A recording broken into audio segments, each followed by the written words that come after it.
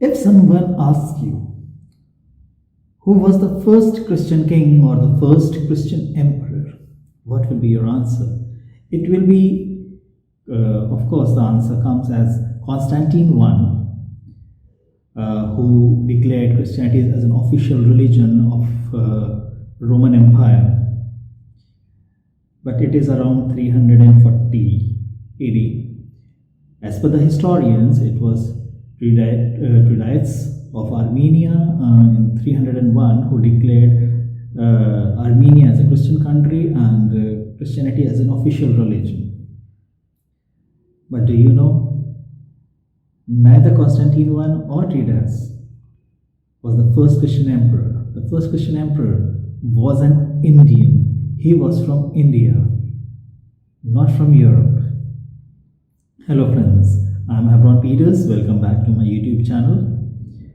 And if you're liking my videos, please like, subscribe, share and do comment below.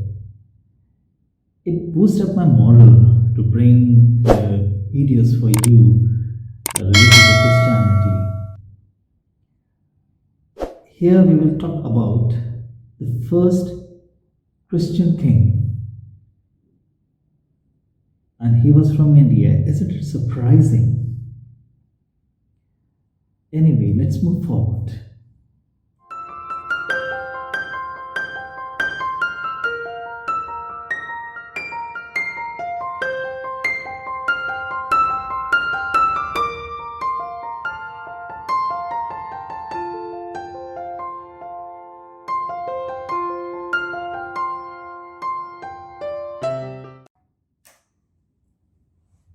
As per the book of Acts of St. Thomas, one merchant arrived from India to Jerusalem for trading purpose.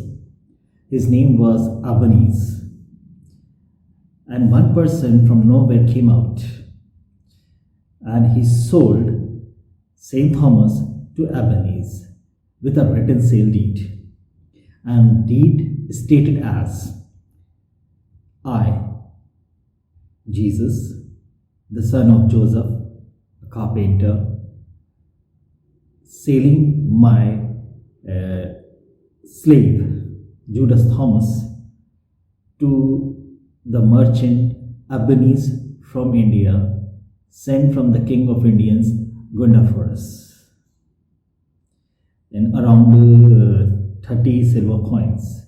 And those 30 silver coins, when he sold them, Jesus gave those 30 silver coins to St. Thomas and blessed him. When this Albanese asked St. Thomas, is he your master? St. Thomas replied, yes, he is my master and I am his slave. He boarded in the ship. Ship sailed towards India and reached Indian part of Punjab. Before it reached to Punjab, they reached Sindh. Now let's talk about the king Gundaforus. Gundaforus was the king of Indian part of Sindh, Punjab, and his kingdom was extended up to Kabul and some eastern part of Iran, Persia at that time. So, and this portion that Sindh and Punjab is that part is now in Pakistan, and you will be surprised to know that the capital of Gundaforus was Taxila, and we have studied in history about Taxila, Nalanda. They were the first universities of the world. And Taxila was the center of knowledge of Buddhism, Hinduism, and all the scholars who were in Taxila. A new philosophy was now reaching to Taxila by St. Thomas.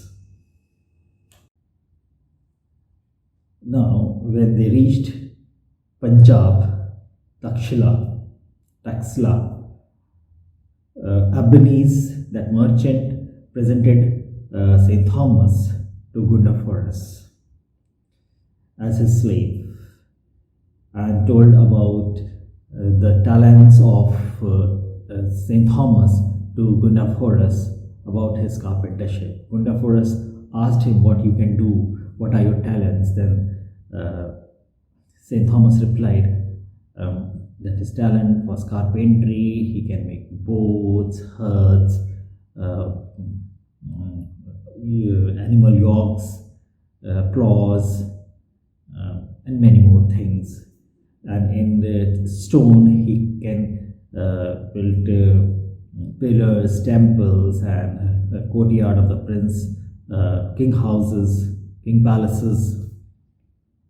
Gundaforus was very excited because he wanted to build a new palace, a lavish palace for himself. One thing more I would like to tell you about Gundaforus, that his ruling was from 1980 to around 50 AD, and his name is still inscribed in the Takhte Bahi is a place, Takhte Bahi in Mardan in Pakistan, and still his coins are being found in Pakistan in various places. Let's come back to the story. After the Gundaforus did inquiry from St. Thomas, he asked him, can he build a beautiful anonymous palace for him? St. Thomas replied, I am here for this only. Anyway, Gundaforus showed a land where he wanted to build a palace and asked St. Thomas to present him a plan for the palace, about the walls, gates, doors, entrance, gardens, windows, and all the luxuries what can be in the palace. So St. Thomas prepared an elaborated plan. The plan was very beautiful, the plan was very good. A huge palace, beautiful, cannot be compared with any other building in the world at a time. So Gundaforus was very pleased, and immediately he opened his treasure for him. He gave an enormous amount of money and all the requirements that is being used, that can be used for the palaces. St. Thomas took that money, and Gundaforus departed for his work from that place. St. Thomas did not put a single brick or made a single pillar. Instead, he used that money for the needy, for the poor, for the afflicted person around the villages. He went there, he helped people with that money. And the king was not knowing anything. Instead, he was sending more money and the provisions to St. Thomas. St. Thomas was helping poor and needy and preaching word of God, preaching gospel, preaching about Jesus Christ. That was a new philosophy to the people there.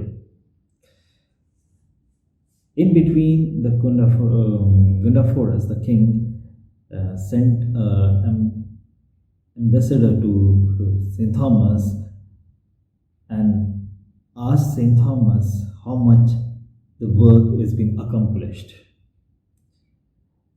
St. Thomas replied that almost the work has been done. Pillars have been built, gates have been created, walls have been constructed, and everything has been done.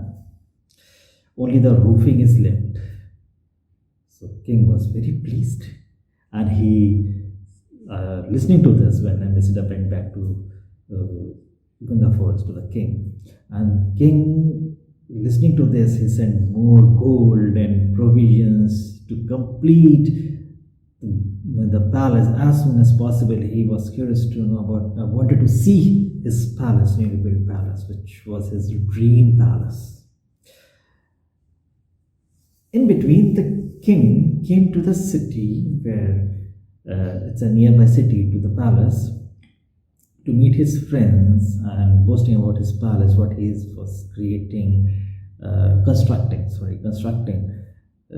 But friends replied that they were not able to see any palace. Instead, I've seen Saint Thomas, that fellow, that carpenter, helping people, the needy and the poor, and preaching about new gods. And he is very compassionate, and he is really a godly person. And he used to wear only one robe, whether it is a winter or a summer, and he used to eat dry bread with salt and water only. So you can think what the king could think, and what was his condition. So, and also he was told that he can cure diseases too. The king summoned merchant Ebenezer and Saint Thomas to his palace, and inquired from Saint Thomas that how much the palace has been built, how much work has been done. So Saint Thomas replied, "Work is completed. The palace has been built. It's been constructed." So so Gunda Forest desired to see the palace, but Saint Thomas said that though the palace has been built, but you won't be able to see that palace. So of course Gunda Forest may have rebuked him. That did he think that he is a fool? Saint Thomas replied, "You can see that palace only after he died." So we can imagine the fire that was blown off his mind, a volcano erupted from his mind. Immediately he asked his soldiers to chain Ebenezer the merchant and Saint Thomas and throw them into the jail. And he was such furious that he even thought to put Ebenezer the merchant and Saint Thomas in the fire. He will burn them alive. But the same night, what happened? One of the brother of King Gunda Forest, his name was Gad, who was very dear to Gunda Forest, fall sick, and his health started deteriorating. Gunda Forest was crying, weeping, lamenting about his brother, and they all thought that this problem has come because of that Saint Thomas. And he asked Gunda Forest that he should not give forgiveness to Saint because of the Saint Thomas, that this problem has come on him because of his new god. So that promise was given to him, and the soul of the god departed. God died. The angels took the soul of God to heaven, and while he was going through heaven, He can see many beautiful buildings, bungalows. Angels asked God, in which area would you like to live? God saw a beautiful, marvelous, mesmerizing palace there. It was so beautiful that God said, if I live in that palace, in a single room of that palace, he would have been blessed. So he asked angels that give me one room of this palace, and he wanted to live in that room. Angel said, no, this palace belongs to someone and he cannot live in that. God asked why he couldn't live in that palace. Angels replied that this palace belongs to his brother, and this palace was built by Saint Thomas, whom the king has given the money for this brother. So this palace belongs to his brother Gundaforus. The question of the god was, how can I live in this palace? The angel said to him, only if Gundaforus can sell it to you. In that condition, you will be able to live in that palace. Anyway, God said, I want to purchase this palace from my brother, and please give me permission to go back. Angels gave them permission. God returned to his body, and the people there was about to cremate him or bury him.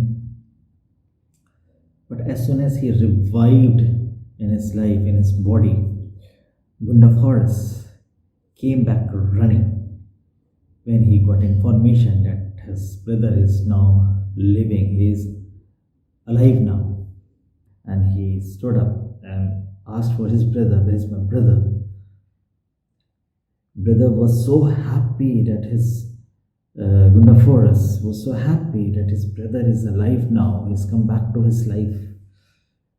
Brother asked Gundaforus that I want something, and what do you want from me? You can take it from me, but I want to purchase one thing from you, and you have to promise me to give me. You will sell it to me. Anyway, Gundaforus said, if you want my half of the kingdom, I will give it to you. Whatever you want, I'll give it to you. Just ask. Then he said, I want your palace, who was built by that saint. King Gundaforus was surprised. Where was the palace? There was no palace. Then he told him that the palace has been built in heaven, not here, where you are going to reside after your death. And don't do any harm to the saint or Ebenezer. Then they came to know that saint was right. And the god described each and everything about the palace. It's anonymous, it's mesmerizing, and everything he told him. Now the Gundaforus said, ask something else. I'm not going to sell that palace which is in heaven to him. Saint Thomas and the Ebenezer were released. They came back. Gundaforus and his brother fell down before the Apostle Thomas and said to him that they will now supplicate to his God, and they will live life according to the will of the God of Saint Thomas. He preached them gospel. He preached both of the brothers about Jesus Christ. He told them how Jesus Christ died for their sins and all and everything. Gundaforus and his brother believed in God. They took baptism in the royal bath after 7 days, and they heard the blessings from the inner voice. You are blessed. You are blessed. So, this is the story of. So, the first Christian king was an Indian from India, King Gundaforus. Thank you. God bless you. Hope I'll come up with some new stories for you related to Christianity. Thank you so much.